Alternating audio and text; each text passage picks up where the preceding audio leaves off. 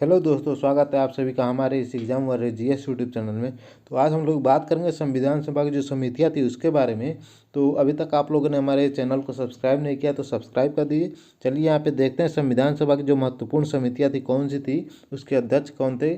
ठीक है, उसके बारे में आज बात करेंगे। ठीक है, चलिए आगे बढ़ते हैं। देखते हैं यहाँ पे तदर झंडा समिति थी, जो इसके अध्यक्ष थे राजेंद्र प्रसाद जी थे। ठीक है, और संघ शक्ति समिति जो थी और संघीय संविधान समिति जो थी, इसके अध्यक्ष जवाहरलाल नेहरू जी थे, जो भारत के प्रधानमंत्री भी बने थे। ठीक है, और प्रांतीय संविधान समिति, मूल अधिकार समिति और अल्पसंख्यक एवं जनजाति तथा बहिष्कृत क्षेत्रों के लिए एक सलाहकार समिति बनी थी।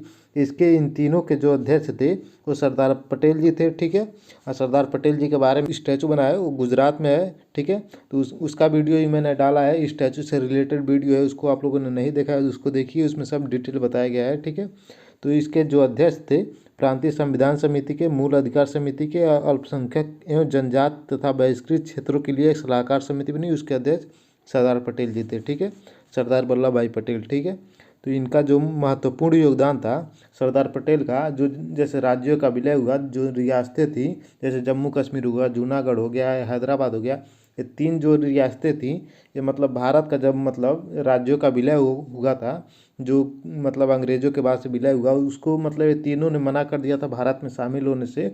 तो इन तीनों का विलय कराने में और सबसे महत्वपूर्ण जो योगदान था सरदार पटेल का ही था।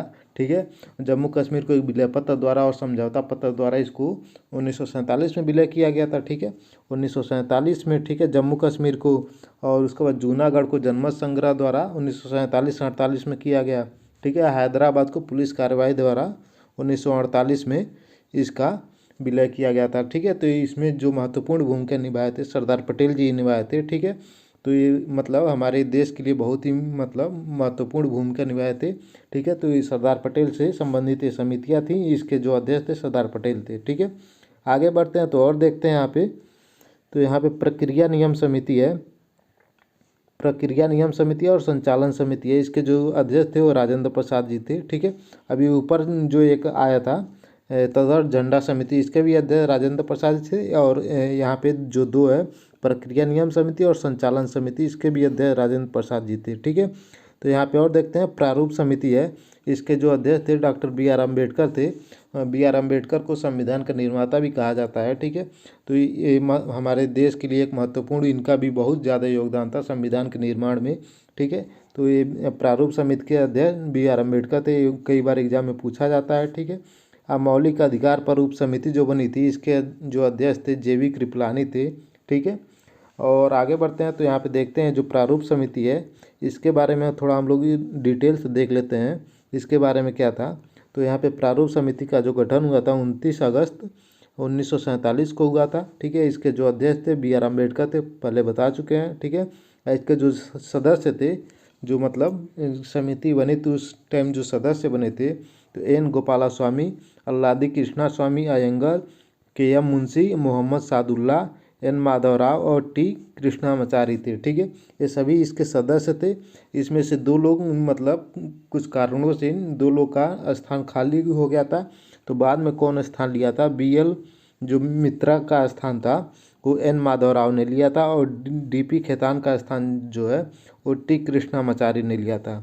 ठीक है, ये जो एन माधवराव हैं इनका स्थान बी.एल. मित्रा का स्थान एन माधवराव ने, और कृष्णामाचारी ने डी.पी. खेतान का स्थान लिया था। दो लोग थे जो बाद में जुड़े थे, जो शुरू में थे तो ये बी.एल. मित्रा और डी.पी. खेतान थे। जब समिति बनी थी तो ये दो लोग थे, इन दोनों के स्थान पे जो एन माधवराव हैं, टी कृष्णामाचारी हैं। ठीक है, तो आगे बढ़ते हैं तो और देखते हैं इसमें।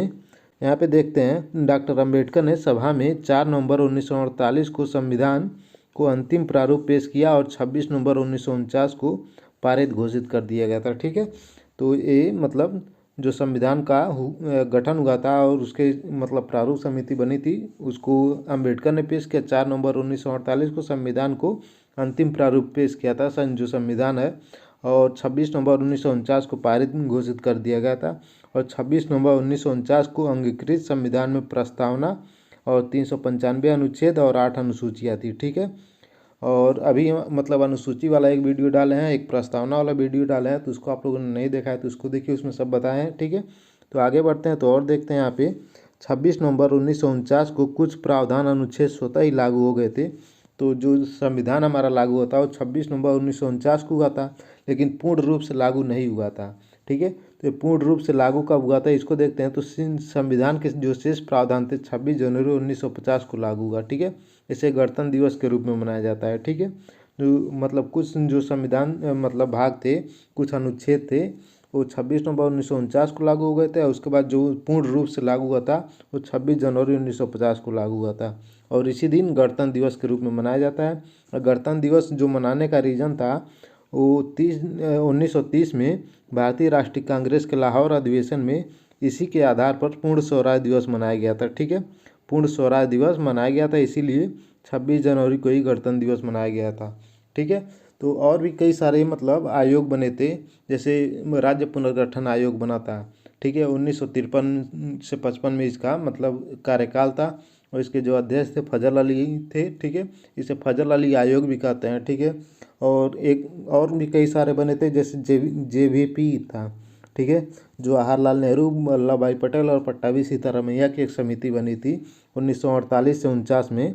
ठीक है, 1948 से 49 में ये एक समिति बनी थी, और ये मतलब मद्रास प्रांत को तेलुगु भाषी लोगों के नेतृत्व में ये पट्टाभी श्रीरामुलु ने इसका मतलब एक अनशन किया था, उसी का गठन की घोषणा की 1952 में इसका घोषणा किया था, और 1953 में इसका गठन हुआ था। भाषा के आधार पर बनने वाला जो प्रथम राज्य था वो आंध्र प्रदेश 1983 में बना था। ठीक है, 1983 में आंध्र प्रदेश प्रथम राज्य जो था भाषा के आधार पर बनने वाला था। ठीक है, तो आज का वीडियो यहीं तक था। यहाँ तक वीडियो देखने के लिए धन्यवाद। फिर मिलते हैं नेक्स्ट वीडियो में।